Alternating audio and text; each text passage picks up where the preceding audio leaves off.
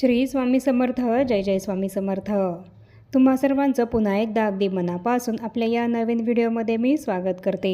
यंदा 12 ऑगस्टला बुधवारी आलेली आहे दीप अमावस्या आणि दीप अमावस्येचा हा दिवस आषाढ महिन्याचा शेवटचा दिवस आहे. आषाढ महिन्याच्या शेवटच्या दिवशी येणारी अमावस्या म्हणजेच दीप अमावस्या किंवा आषाढ अमावस्या या नावाने ओळखले जाते. श्रावण महिना सुरू होण्याच्या आदल्या दिवशी ही दीप अमावस्या येत असते, जिथे आषाढ हा महिना संपतो आणि दुसऱ्या दिवसापासून श्रावण महिना हा सुरू होतो. श्रावण महिन्यामध्ये वेगवेगळ्या सणांसाठी आपण दिवे वापरतो आणि त्या दिव्यांचे पूजन करण्याचा दिवस म्हणजेच दीप अमावस्या होय. आणि ही दीप अमावस्या आषाढी अमावस्या, गटारी अमावस्या या नावाने सुद्धा ओळखले जाते. आणि यंदा अमावस्येची तिथी ही 11 तारखेला मंगळवारी उत्तर रात्री 1:54 सुरू होणार आहे आणि 12 तारखेला बुधवारी हीच अमावस्येची तिथी रात्री 11:07 संपणार आहे. आणि उदया तिथीनुसार आपल्याला 12 तारखेलाच दीपपूजन हे करायचं आहे. याच दिवशी आपल्याला दीप अमावस्या ही साजरी करायची आहे. या दीप अमावस्येला शंकर पार्वतीचे आणि कार्तिकेयचे पूजन हे केले जाते. काही ठिकाणी व्रत देखील या दिवशी केलं जातं. या दिवशी तुळशीच्या किंवा पिंपळाच्या झाडाला 108 प्रदक्षिणा देखील घातल्या जातात. तसंच या दीप अमावस्येच्या दिवशी पितरांना तर्पण देऊन पुरणाचा नैवेद्य देखील दाखवला जातो. असं केल्याने आपले पितर हे आपल्यावर प्रसन्न होतात असं म्हटलं जातं.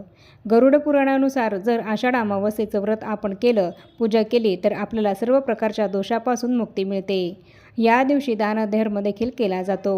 जर आपण आपल्या पूर्वजांच्या नावाने काही दानधर्म केला या दिवशी तर ते देखील अत्यंत शुभकारक आणि पुण्यकारक असं आपल्यासाठी ठरत असतं.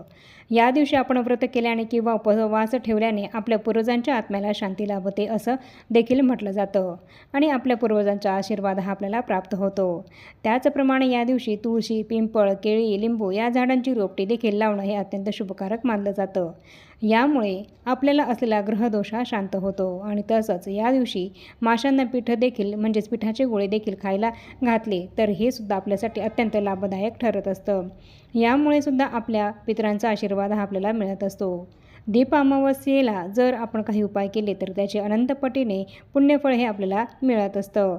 आणि त्याचप्रमाणे या दीप अमावस्येला जर आपण काही सेवा केल्या, काही उपाय केले तर ते आपल्यासाठी खूपच प्रभावशाली असं ठरत असतं. बऱ्याच वेळेस आपण अनेक संकटांनी घेरले जातो. एकामागून एक संकट हे आपल्या मागे लागलेले असतात. काहीही करून त्या संकटातून बाहेर निघण्याचा मार्ग आपल्याला मिळत नाही.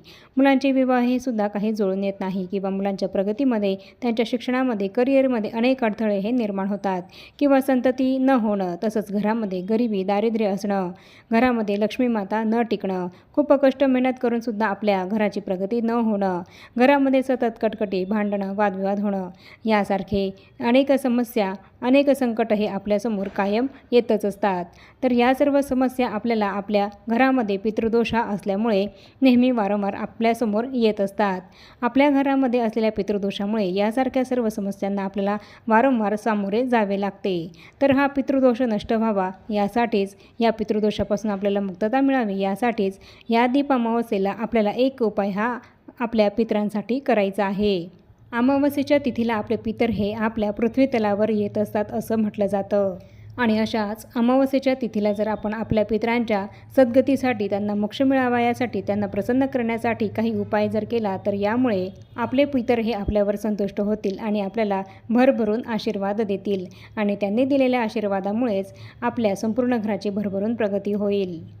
आपल्या पितरांचं आपण काहीतरी देणं लागत असतो आणि म्हणूनच आपल्या पितरांसाठी आपल्याला अमावस्येच्या तिथीला असा हा दिवा अवश्य लावायचा आहे, त्यांना मोक्ष आणि सद्गती मिळावी यासाठी. दीप अमावस्येला दिव्यांचे पूजन करणं हे अत्यंत शुभकारक मानलं जातं आणि याच दिवशी आपण आपल्या पितरांसाठी एक दिवा हा जरूर लावायचा आहे.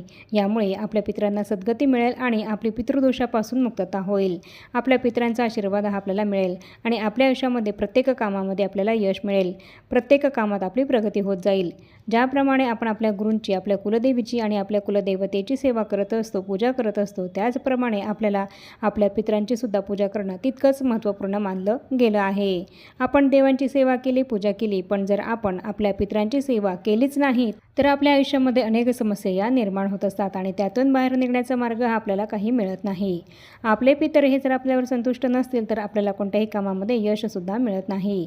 त्यामुळे अमावस्येच्या दिवशी, दीप अमावस्येला आपण आपल्या पितरांसाठी एक दिवा हा नक्की लावायचा आहे. दीप अमावस्येच्या दिवशी आपल्याला आपल्या घरामध्ये जितकेही दिवे आहेत तर ते सर्व दिवे आपल्याला घासून पुसून स्वच्छ लखलखीत करायचे आहेत आणि त्यांची एका पाटावर ठेवून पूजा करायची आहे. तसंच या दिव्यांना यथाशक्ती नैवेद्यसुद्धा आपल्याला जरूर दाखवायचा आहे. या दिवशी दिव्यांची पूजा केल्याने त्या दिव्यांच्या उजेडाप्रमाणेच लख्ख प्रकाश हा आपल्या आयुष्यामध्ये सुद्धा पडत असतो. आपल्या अवतीभोवती असलेली सर्व नकारात्मकताही दूर होत असते आणि देवाची सुद्धा आपल्यावर विशेष कृपा राहते. आपल्या आयुष्यातील अंधकार हा दूर होऊन आपले आयुष्य हे प्रकाशमान होते. आपलं आयुष्य हे प्रकाशाकडे जातं आणि तसंच या दिवशी दिव्यांची पूजा केल्याने आपल्या घरामध्ये सुख, शांती, समृद्धी ही सुद्धा राहते. यामुळे या दिवशी आपल्याला दिव्यांची पूजा ही अवश्य करायची आहे. तर ही पूजा आपल्याला कशी करायची आहे, याची संपूर्ण पूजाविधी ही कशी आहे याबद्दलची माहिती देणारा व्हिडिओ हा लवकरच चॅनलवर येईल. दीप अमावस्येला दीपपूजन हे आपल्याला कसं करायचं आहे आणि कोणता मंत्र म्हणायचा आहे याबद्दलची संपूर्ण माहिती मी तुम्हाला एका व्हिडिओमध्ये नक्कीच देईल. त्याप्रमाणे तुम्ही दीपपूजन हे दीप अमावस्येला करू शकतात. त्याचप्रमाणे अमावस्येची तिथी ही आपल्या पितरांच्या स्मरणासाठी, आपल्या पितरांच्या स्मरणार्थ दानधर्म करण्यासाठी अत्यंत महत्त्वपूर्ण अशी मानली जाते. त्यामुळे या दीप अमावस्येच्या दिवशी आपण आपल्या पितरांसाठी एक दिवा हा संध्याकाळी जरूर लावायचा आहे. तर हा दिवा आपल्याला कसा लावायचा आहे, तर एक मूठभर गव्हाचं पीठ आपल्याला घ्यायचं आहे आणि या पिठामध्ये आपल्याला चुकूनही मीठ हे टाकायचं नाही आहे आणि या गव्हाच्या पिठापासून एक दिवा आपल्याला हा तयार करायचा आहे. आपण आपल्या मुलांना ओवाळण्यासाठी तसंच दिव्यांना ओवाळण्यासाठी जे काही कणकेचे दिवे आपण तयार केलेले आहेत तर त्या कणकेच्या दिव्यांमधून आपल्याला एकही दिवा हा घ्यायचा नाही आहे.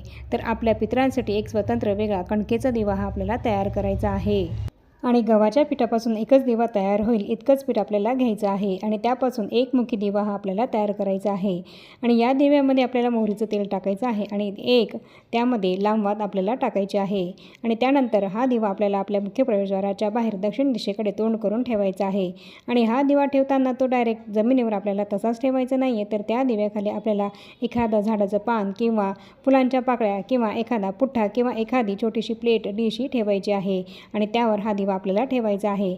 आपल्या मुख्य प्रवेशद्वाराच्या बाहेर दक्षिण दिशेकडे तोंड करून हा दिवा आपल्याला ठेवायचा आहे किंवा तुमच्या घराच्या दक्षिण दिशेच्या भिंतीला दक्षिण दिशेकडे तोंड करून हा दिवा तुम्हाला ठेवायचा आहे. आणि त्यासोबतच त्या दिव्याच्या बाजूला आपल्याला थोडंसं पेल्यावर पाणी हे आपल्या पितरांसाठी ठेवायचं आहे. हा दिवा प्रज्वलित केल्यानंतर आपल्या पितरांचं स्मरण करून त्या दिव्याला आपल्याला नमस्कार करायचा आहे आणि दक्षिण दिशेला तोंड करून आपल्या पितरांना नमस्कार करायचा आहे आणि आपल्या पितरांना सद्गती लाभावी यासाठी प्रार्थना करायची आहे. आणि जर तुम्हाला शक्य होईल तर तुम्ही यावेळेस दक्षिण दिशेकडे तोंड करूनच हात जोडून पितृस्तोत्रसुद्धा म्हणू शकतात. तर याप्रमाणे दीप अमावस्येच्या दिवशी संध्याकाळी साधारण 6:30 ते 7:30च्या दरम्यान हा दिवा आपल्याला आपल्या मुख्य प्रवेशद्वाराच्या बाहेर दक्षिण दिशेकडे तोंड करून जरूर लावायचा आहे आणि हा दिवा लावताना त्यामध्ये निदान इतकं तेल आपल्याला टाकायचं आहे की तो दिवा 12:30पर्यंत रात्री 12:30 किंवा 1 वाजेपर्यंत रात्री सुरू राहील इतकं तेल आपल्याला त्या दिव्यामध्ये टाकायचं आहे. आणि दिवा बनवताना सुद्धा ही गोष्ट लक्षात घेऊनच आपल्याला दिवा हा त्या आकाराचा तितका मोठा बनवायचा आहे. तर या पद्धतीने तुम्ही जर दीप अमावस्येच्या दिवशी संध्याकाळी मुख्य प्रवेशद्वाराच्या बाहेर दक्षिण दिशेकडे तोंड करून असा दिवा जर तुमच्या पितरांच्या स्मरणार्थ तुमच्या पितरांना सद्गती लाभावी यासाठी लावाल तर तुमच्या पितरांना सद्गतीही नक्कीच मिळेल. मग तुमच्या घरामध्ये कितीही खडतर प्रखर पितृदोष असेल तर तो पितृदोष यामुळे निघून जाईल. पितृदोषामुळे तुम्हाला ज्या काही समस्या अडचणींचा सामना हा करावा लागत असेल तर या दीप अमावस्येला तुम्ही असा दिवा जर तुमच्या पितरांसाठी लावाल तर यामुळे तुम्हाला असलेला प्रखर पितृदोष निघून जाईल आणि तुमच्या आयुष्यामध्ये सुख, शांती, समृद्धी, ऐश्वर हे येईल तुमच्या पितरांच्या आशीर्वादामुळे. आणि म्हणूनच हा अत्यंत प्रभावशाली असा उपाय तुम्ही दीप अमावस्येला तुमच्या पितरांसाठी अवश्य करा.